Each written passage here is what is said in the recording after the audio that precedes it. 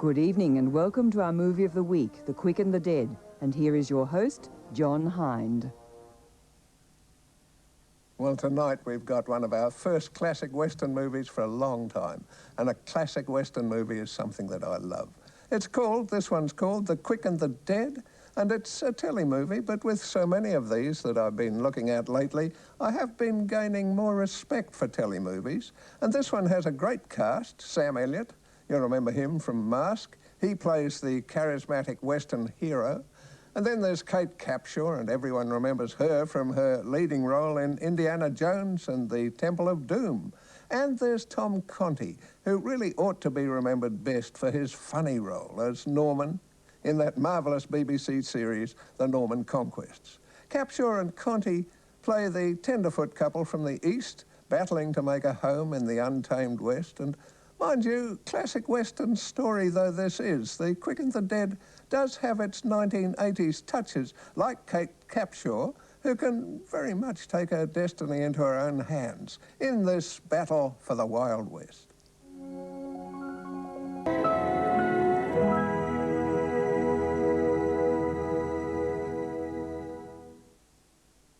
Well, as today's ideas of the Western story go, those bloodthirsty ideas of today, that was a relatively civilised movie, wasn't it? And all the better for it.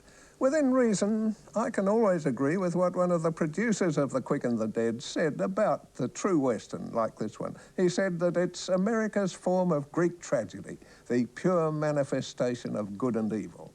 And even if that may be a touch highfalutin, though true, the classic Western has certainly been one of the foundation stones of modern American culture, which means that for better or worse, it's part of our culture too by now, whether we're aware of it or not. The Western has always been the basic lesson in the ethic of getting and holding our personal stake in a new land. And it adds a touch of unashamed propaganda to that to encourage the immigrants and other newcomers, I guess, encourage them to move out and take their chances by promising that there'll always be one rugged, untouchable hero who's going to come riding out to set any troubles right. It's been perhaps the most influential myth of recent times. Anyway, I enjoyed The Quick and the Dead. I hope you did too. I'll be back tomorrow night with a fizzy and very young little French comedy called Diable à Menthe, or Peppermint Soda. So join me for that one. We hope you enjoyed The Quick and the Dead. Now preview scenes of our next movie of the week, Red Badge of Courage. You reckon any of the boys are gonna run? He goes to fight a war, but his real enemy is fear. Here they come again!